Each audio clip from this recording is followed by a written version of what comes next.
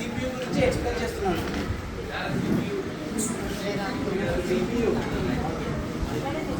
మీ కాళ్ళ దగ్గర పార్ట్స్ అనేది ఇందులో ఉంటాయి. అది వర్క్ అవ్వాలంటే దీంట్లో ఉన్న ప్రతి పార్ట్ అనేది పనిచేయాలి. ఏ పార్ట్ ఉంటాయనే దాని గురించి ఎక్స్ప్లెనేషన్ ఉంటుంది. ఇలా ఉంటాయి ఇంక్లూడ్. చూడడానికి పైన ఒక డబ్బా మాదిరి కనిపిస్తుంది అంతే. చూడడానికి ఇట్లా డబ్బా మాదిరి కనిపిస్తుంది అంతే. పైన ఒక బటన్స్ ఏం ఆపరేట్ చేయాలి దాని గురించి మాత్రం పైన కనిపిస్తున్నాయి. కానీ ఇన్బిల్ట్ ఇలా ఉంటుంది. ఇందులో ఇన్ని ఉంటాయి. ఒక్కొక్క పార్ట్ ఒక విధంగా ఉంటుంది. ఇందులో ప్రతి ఒక్కటి పని చేయాలంటే మనం పవర్ ఇస్తాం. ఇక్కడ కోడ్స్ ఉంటాయి. 230 to 240 కోడ్ ఇస్తాం. ఇక్కడ ఇది పవర్ ఇక్కడ ఇస్తాం. ఈ కోడ్లో పవర్ ఇస్తాం మనం. ఇవన్నీ ఇక్కడ వచ్చేసి డిస్ప్లే కేబుల్. మానిటర్ పని చేయాలంటే మనం కొన్ని సపరేట్ పోతాయి. ఇది నుంచి ఈ కేబుల్ నుంచి పోవాలి.